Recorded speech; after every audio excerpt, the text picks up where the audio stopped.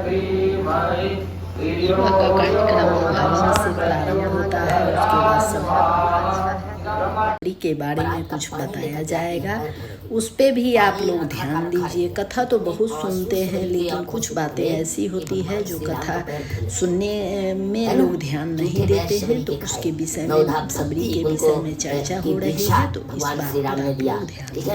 उसमें कल 5वीं। उस समय भगवान राम के जन्म के पहले मतंग ऋषि ने सबरी को गायत्री मंत्र की दीक्षा दिया था।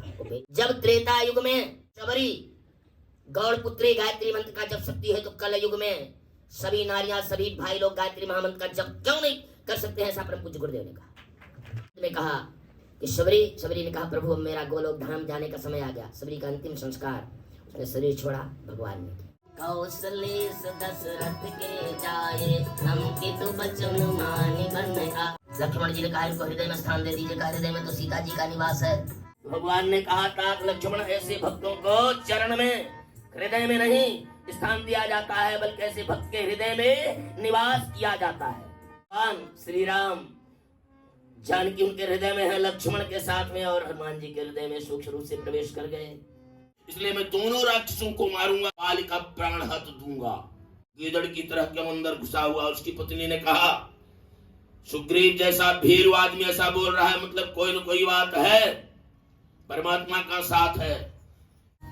भजन में ही अर्थ छुपा हुआ है, तो आप इस भजन को ध्यान से सुनिए और अर्थ को समझिए। पापी जब बधू भगिनी सुत नारी, सुन सखिए कन्या समचारी, इन्हीं को दृष्टि बिलो गए जोई, आई पथे कछु पाप न होई। पर जो कुदृष्टि डालता है उसको मारने में कोई पाप नहीं होता है। तूने भाई की पत्नी को, भयाहू को बंधक बनाया है, इसलिए मुझसे गलती हो गई, क्षमा कर दीजिए। जब भगवान के सामने कोई गलती स्वीकार कर लेता है, भगवान उसको माफ कर लेते हैं। परम पूज्य गुरुदेव के सामने भी जब बड़े बड़े लोग गए, गुरुजी ने, हमने पाप किया, ये हत्या किया, बेटा संकल्प ले ले पापी, अब आगे नहीं करेगा, नहीं करूंगा, यज्ञ में जाकर अपनी बुराई छोड़ दे, गायत्री मंत्र का जप कर। अंगुलिमाल ने भी ऐसा किया था, गौतम बुद्ध ने स्वीकार किया था, मैं तुमको स्वीकार कर रहा हूं, लेकिन भूल मत करना। न जाने कितने कार्यकर्ता ऐसे, न जाने कितने अंगुलिमाल हमारे बीच में है। 7वां दिन है हम लोग के यहाँ। मथुरा तपोभूमि में नियम से 5:30 बजे आरती हो जाता है, तो उसके लिए हम लोग निकल रहे हैं। आरती के लिए, आरती होगा, योगनाद होगा, उसके बाद हम अपने जाप में लगेंगे। तो आप भी हमारे साथ चलिए आरती के लिए और योगनाद के लिए। देखिए यहाँ प्रातः का सुबह जो है कितना अच्छा सुहावना लग रहा है। यहाँ मंदिर है शंकर भगवान का।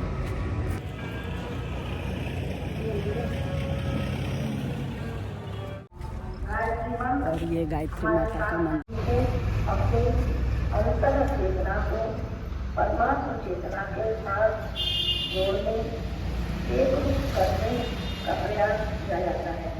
भाव भूमिका सुबह के शहर में सभी लोग जागने लगे हैं।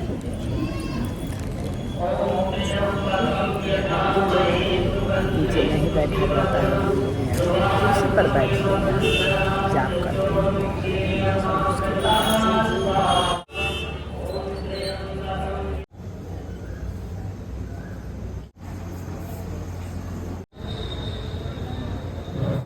9 दिन का जब अनुष्ठान चलता है तो 3000 माला प्रत्येक दिन जाप किया जाता है। तो यहाँ लोग 4 बजे भोर से ही ये जाप में लग जाते हैं। तो रात को सभी लोग यहाँ एकत्रित होकर जाप कर रहे हैं। मंदिर में बड़ी भारी भक्त संख्या होती है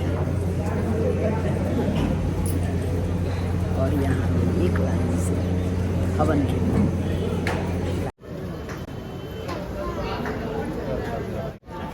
यज्ञशाला में सभी कोई लाइन लगा के क्रम यज्ञ मंडप में जाएंगे हवन के लिए और एकत्रित होकर सभी लोग वहाँ बैठेंगे और एक साथ हवन करेंगे। तो परम पूज्य गुरुदेव ने अच्छी तरह देख लिया था, समझ लिया था कि सारे संसार में जितनी भी परेशानियां हैं, जितने भी दुख हैं, कष्ट हैं, समस्याएं गुरुदेव ने कहा हम लोगों के विचारों को बदलेंगे और विचारों का परिवर्तन ही युग परिवर्तन है। ऐसा नहीं, गुरुदेव ने कहा कि 21वीं सदी उज्जवल भविष्य। तो 31 गुरुदेव का पहला सूत्र है, हम ईश्वर को सर्वव्यापी न्यायकारी मानकर, भगवान न्यायकारी, उस कर्म के उस फल को देने के लिए विवश है। कोई तृप्ति होती नहीं, संसार किसी को भी तृप्त नहीं कर सकता। तृप्त करेगा तो परमात्मा ही करेगा। एक दिन की मजदूरी करी, आज जूते लिया, ये भी काम भगवान ही करे, सब काम भगवान ही करेगा। हम उसके दोनों पैर नहीं, दोनों पैर कटे हुए थे। उसने तुरंत भगवान से क्षमा मांगी, बोले प्रभु मुझे नहीं चाहिए जूते, तेने दोनों पैर दिए, तेरी बड़ी कृपा है। नींद पहले खुलती है, आंखें पीछे खुलती है। बोले प्रभु प्रणाम, या किसी मातृशक्ति को प्रणाम करना है, प्रणाम माते, तेरी कृपा से जीवन में आनंद आ रहा है। मुस्कुराते हुए कहिए, दिन की शुरुआत मुस्कुराने से करिए, कि जिसकी शुरुआत जैसी होती है उसका अंतिम वैसा ही होता है। गुरुदेव के चरणों में प्रणाम, माता जी के चरणों में प्रणाम, हो गया प्रणाम। इतनी सी देर लगी, क्यों इसमें कंजूसी बरतेंगे? प्रणाम करिए उनको। और जो भगवान आपके हों, जिनके प्रति भी आपकी श्रद्धा हो, सबको प्रणाम करिए। माता पिता को प्रणाम, उनकी कृपा से शरीर मिला, उनकी कृपा से ही शरीर, ये संसार में हम आए उनकी कृपा से है, इसलिए उनको ही प्रणाम कर लीजिए। और गुरु की शुरुआत दिन की इस तरह से करें। अगर मेरी बात अच्छी लगी हो तो मेरी बात माने, वरना आपने पहले से सोच रखा होगा क्या कर देंगे, और करते होंगे आप कुछ न कुछ। शुरुआत तो दिन की देवता सूर्य है, इसलिए उगते हुए सूर्य का ध्यान करते हुए ही जप करना चाहिए। और जप करते समय आंखें बंद होनी चाहिए, आंख खोल करके जप नहीं होता। गुरुदेव के ऊपर विश्वास करिए, गायत्री माता के ऊपर विश्वास करिए, और मान के चलिए गायत्री माता हमारे साथ, और मान के चलिए गुरु और माता ये हमारे साथ है। फिर किसी से डरने की जरूरत नहीं है, किसी से भी घबराने की जरूरत नहीं है, किसी भी परिस्थिति में हिम्मत हारने की जरूरत नहीं है। तो गुरु सत्ता का आशीर्वाद, गुरु सत्ता का वरद हस्त हमारे ऊपर है, ये विश्वास करनी चाहिए। तो फिर आपके सारे काम बनते चले। 21वीं सदी के हर व्यक्ति के लिए ध्यान करना अनिवार्य है, अनिवार्य, ऑप्शनल नहीं है। ऐसा नहीं कर लो, नहीं कर लो काम चलेगा, नहीं चलेगा, बिल्कुल नहीं चलेगा। ध्यान करना ही पड़ेगा, क्योंकि हर आदमी टेंशन में है, हर आदमी को कोई ना कोई टेंशन जरूर है, और टेंशन से मुक्ति का एकमात्र उपाय है ध्यान। शुरू करो इसका, अभ्यास ही आएगा जी। बस रोजाना बैठिए, 15 मिनट, 20 मिनट, आधा घंटा बैठिए, समय जिनके पास ज्यादा 1 घंटे बैठे, और कुछ नहीं करना है, केवल बैठे रहना है बस। श्वास अंदर जा रही है, श्वास बाहर जा रही है। फिर आप जब दृष्टा भाव में आ जाते हैं, तब फिर आपको परम आनंद की उपलब्धि होनी है। ये परम आनंद की प्राप्ति ही मनुष्य के जीवन का लक्ष्य है। और अगर मनुष्य से एक चीज की कृपा होगी और माता आनंद देगी, तो आनंद ही आनंद मिलेगा। और आनंद काय से मिलेगा? साक्षी भाव से मिलेगा। जैसे पहले ही गुरुदेव के चरणों में प्रणाम कर जाते हैं, फिर माँ हमें पता नहीं क्या बोलना है, हमें पता नहीं क्या बोलना है। गुरुदेव, आपके बच्चे आपके आए हुए हैं शिविर में, इनसे जो कुछ कहलवाना हो उसके लिए हम अपनी वाणी को आपके चरणों में समर्पित कर रहे हैं। हमारी वाणी का उपयोग करके अपनी बात कह लेंगे। तो जो कुछ हमने कहा है वो हमारा नहीं है। अगर आपको अच्छा लगा तो जो देख के चरणों में प्रणाम कर रहे हैं उन्हीं की प्रशंसा करें, हमारा अपना कुछ होने के बाद इकट्ठे लोग सारे भाई साहब प्रसाद वितरण करेंगे। यहाँ बहुत सारी महिलाएं, बच्चे, बूढ़े, जवान जो भी हैं सभी लोग बैठ के यहाँ प्रसाद एक पॉकेट में भरते जा रहे हैं और उसे पैकेजिंग करते जा रहे हैं। तो ये प्रसाद के लिए व्यवस्था किया जा रहा है सभी कोई को देने के लिए। सभी को यहाँ हंसते मुस्कुराते हुए एंजॉय भी कर रहे हैं और प्रसाद भी भरते जा रहे हैं। और भस्म जो यहाँ हवन कुंड से निकलता है, जो अग्नि 1953 से जल रही है, उस अग्नि का जो भस्म है वो इसमें पॉकेट में भरा जाता है। जो प्रसाद के लिए सभी को एक एक पॉकेट भस्म और यहाँ जो प्रसाद इसमें भरा जा रहा है वो सब दिया जाता है। प्रवचन के लिए नीचे सभागार हॉल में जा रही हूँ। 4 बजे से प्रोग्राम स्टार्ट होता है, तो उसके लिए मैं निकल रही हूँ। तो अब हम फर्स्ट फ्लोर पे हैं, तो वहाँ से मैं नीचे उतरूँगी और सभागार भवन में पहुँचूँगी। तो चलिए आप भी हमारे साथ वहाँ पहुँचें।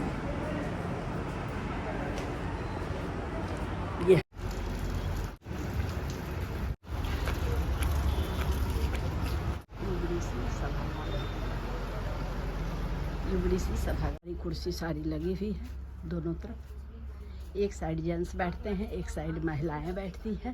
जहाँ कहीं भी गुरुदेव माता जी गायत्री माता का फोटो है वहाँ अखंड दीप जलते रहता है। यहाँ अभी दुर्गा और श्री राम जानकी का फोटो रखा हुआ है। यहाँ विष्णु भगवान का ये शेष सजा है प्रवचन के लिए। नियम की साधना आवश्यक ही नहीं, अनिवार्य है। लेकिन ये आवश्यक अनिवार्य प्रश्न अगर हल नहीं किया तो आप उत्तीर्ण नहीं सकती। यम नियम की परिभाषा बतानी करना है, अपना देखना है कि कहीं कोई दुर्गुण किस तरह के दुर्गुण क्या स्थिति है हमारे मन की और उनका निराकरण जाता है। ये उभय पक्षीय साधना है। धारण करने की तो हम ये कह सकते हैं इस उभय पक्षीय साधना के द्वारा व्यक्तित्व को सजाना और संवारना, ये क्लास में आप व्यक्तित्व को बदलने की ये साधना है, इस पे आप अपने व्यक्तित्व को सुधारने की साधना है कीजिए और उस पे चलिए तो आपका जीवन बहुत ही खुशमय और अच्छा। मैं तो मनुष्य जो है देवता है, सिर्फ भटक गया है इस माया के बाजार में। जो शांत कुछ गए हो उन्होंने देखा हुआ गायत्री मंदिर पर एक बोर्ड लगा हुआ है, भटका हुआ देवता। ये क्या है? ये हमारे आपके लिए है कि मूल रूप में हम देवता ही हैं लेकिन भटक गए हैं। और बार बार गुरुदेव याद दिला रहे हैं कि आप अपने को पहचानें और अपने देवत्व को जगाएं। आप गुरुदेव की कुछ बातों को जानना चाहते हैं तो जो वाङ्मय बोला जा रहा है उसको आप पढ़ें और उससे समझें कि गुरुदेव ने क्या कुछ बताया है और लिखा है, तो वो आपको सारी बातें आपके समझ में आएंगी।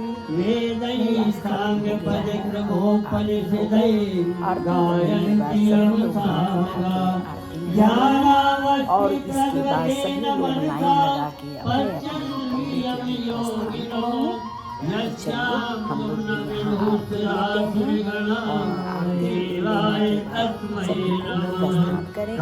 आप हमारे चैनल को देख रहे हैं, इसी देखने से आपको बहुत कुछ सीखने को मिलेगा और बहुत कुछ जानने को मिलेगा।